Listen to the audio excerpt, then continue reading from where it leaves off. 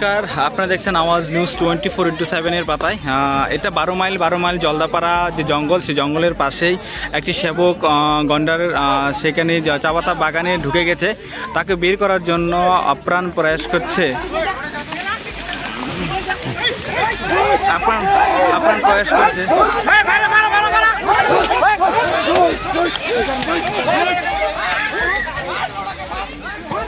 আমি বলতেছি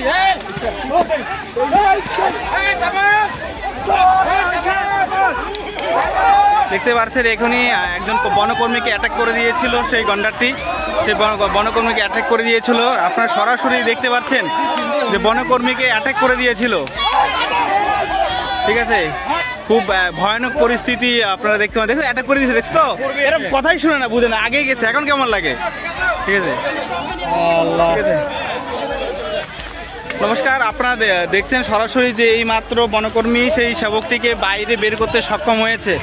একটা আপত্তিকর ঘটনা ঘটে গিয়েছিল, যা বনকর্মী সেই গন্ডারের সম্মুখে পড়ে গিয়েছিল। ওখানে খুব ভয়ানক পরিস্থিতি হয়েছিল। এখানে আমরা এই মাত্র সরাসরি দেখতে পেলাম।